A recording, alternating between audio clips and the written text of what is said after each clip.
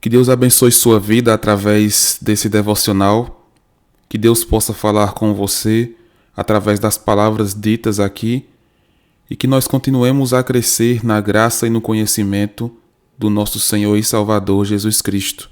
Iniciamos agora uma nova série de devocionais, agora baseados na carta de Paulo aos Efésios. Que Deus possa nos abençoar com a sua palavra. E nossa meditação de hoje se encontra em Efésios, capítulo 1. Nós iremos ler Efésios 1 e 2 para pegarmos todo o contexto, mas nossa meditação será apenas no versículo 1. Paulo, apóstolo de Cristo Jesus, por vontade de Deus, aos santos que vivem em Éfeso e fiéis em Cristo Jesus. Graça a vós outros e paz, da parte de Deus, nosso Pai, e do Senhor Jesus Cristo. Aqui nós percebemos, logo de cara, quem está enviando essa carta. O apóstolo Paulo envia essa carta aos irmãos em Éfeso. Aqui nós percebemos que este é aquele mesmo Paulo que antes era fariseu de fariseus e que perseguia a igreja de Deus. Um jovem que era fervoroso na forma como fazia as coisas, na forma como se dedicava à doutrina da qual ele acreditava. Atos 7, versículo 58, nos mostra isso.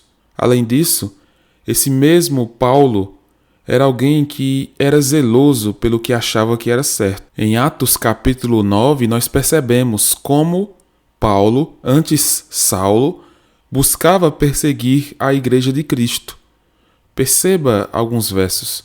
Atos capítulo 9. Saulo, respirando ainda ameaças e morte contra os discípulos do Senhor, dirigiu-se ao sumo sacerdote e lhe pediu cartas para as sinagogas de Damasco, a fim de que, caso achasse alguns que eram do caminho, assim, homens como mulheres, os levasse presos para Jerusalém. Aqui nós percebemos como Paulo era tão fervoroso na sua religiosidade, na sua crença, que é dito aqui no versículo que Paulo, antes Saulo, respirava ainda ameaças e morte. A ideia de respirar aqui é justamente a ideia de viver através disso. A respiração, a vida de Saulo, era através de ameaças e morte contra os discípulos. Ele queria fazer aquilo porque ele tinha a certeza de que estava fazendo o que era certo. Ele tinha a certeza de que perseguir os discípulos, ameaçá-los, matá-los, prendê-los, tanto homens como mulheres, era o correto a se fazer. Este homem, então, respirando essas ameaças e morte, corria atrás de prender pessoas que não eram da sua própria crença. Mas este mesmo homem se chocou com a realidade. A realidade de que o que ele acreditava ia muito além do que ele estava pensando.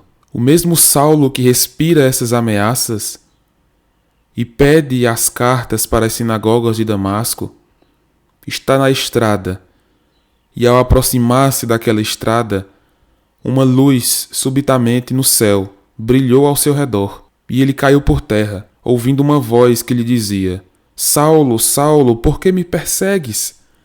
Ele perguntou: Quem és tu, Senhor?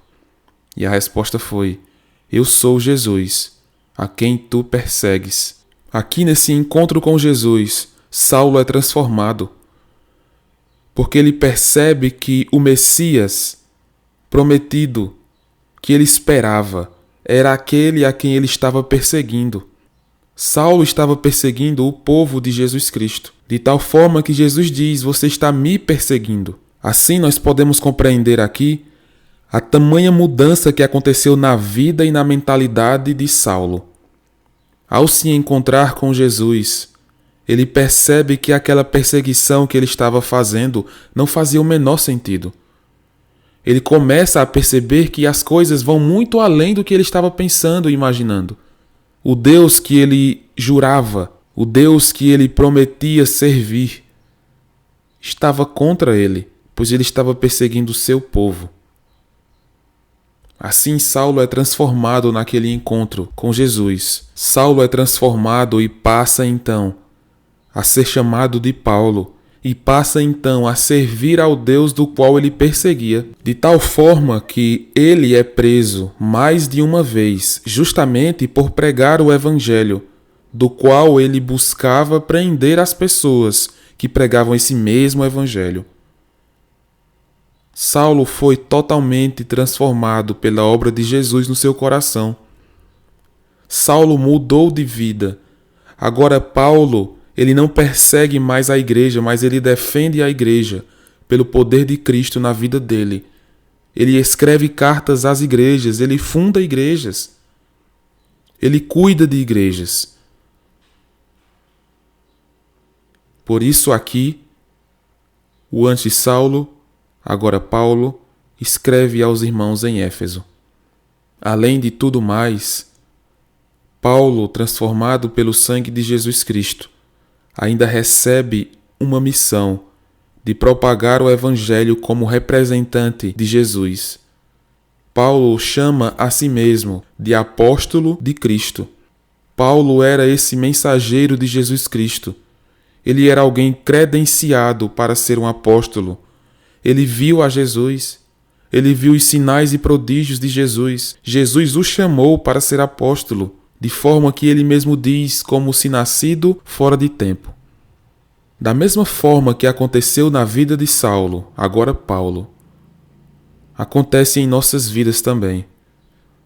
Nós somos transformados pela graça de Deus. Somos transformados de tal forma que a vida passada nos envergonha pelas práticas que tivemos, pelas palavras que dissemos, pelos pensamentos que tivemos.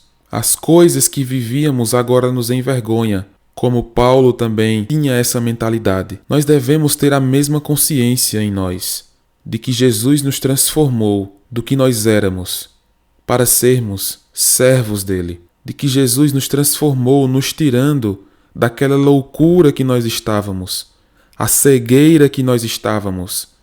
As escamas dos nossos olhos caíram como dos olhos de Saulo. Da mesma forma, nós devemos agradecer ao Senhor todos os dias pela obra grandiosa do Senhor Jesus em nossas vidas, pelo que Jesus fez e continua a fazer em nossas vidas. Devemos lembrar do exemplo de Paulo como a grandiosa obra que Deus pode fazer na vida de alguém. E ao olhar para o exemplo de Paulo, devemos olhar para nós mesmos como pessoas que também eram contra Deus, que também buscavam os próprios interesses, que também se afastavam de Deus, mas muitas vezes na própria consciência achavam que estavam servindo a Deus. Assim nós devemos ter essa consciência de onde nós estávamos e da graça que Deus derramou sobre nós. Agradeçamos a Deus pelo que Ele fez por nós. Agradeçamos pela vida de Paulo que Deus salvou, resgatou e o usou para cumprir a sua vontade. Da mesma forma, Deus nos salva e começa a nos usar para o seu serviço, para a sua obra, com os dons e talentos que nós temos. Se você que me escuta ainda não tem ao Senhor Jesus em sua vida, que o exemplo de Paulo seja um exemplo vivo de que você precisa realmente de mudança real. E essa mudança só é possível pelo arrependimento e pela fé no Senhor Jesus Cristo. Creia no Senhor Jesus Cristo e serás salvo. Que o Senhor te abençoe.